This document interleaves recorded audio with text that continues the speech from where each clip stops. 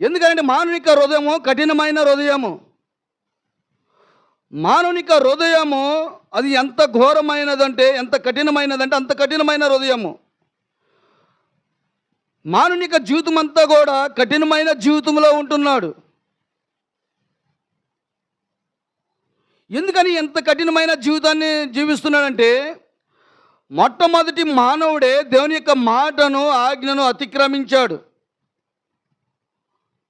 దేవుని యొక్క మాటను ఎప్పుడైతే అతిక్రమించి పాపమును తీసుకొని వచ్చాడో, ఆనాటి నుండి ఈనాటి వరకు కూడా మానవుని యొక్క హృదయం కఠినమైపోయింది. ప్రేమ లేని జీవితము, దయలేని జీవితము, వారి యొక్క జీవితాల్లో కఠినమైన జీవితంలో ఉంటున్నారు. దానిని బట్టి చూస్తుంటే మానవుని యొక్క హృదయం ఎట్లాంటిదంటే అది ఘోరమైన పాపముతో నింపబడినది. అందుకని అంటాడు కీర్తనకారుడు కూడా అంటాడు, నా తల్లి గర్భంలో నేను పుట్టినది మొదలుకొని గర్భంలోనే నా తల్లి నన్ను ఏం చేసింది?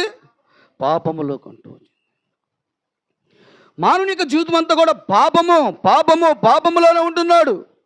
ఈ పాపములో ఉన్న ఈ మానవుడు కఠినమైన జీవితంలో జీవిస్తూ వస్తున్నాడు అన్నమాట. హృదయాన్ని కఠినపరుచుకుంటూ వచ్చాడు.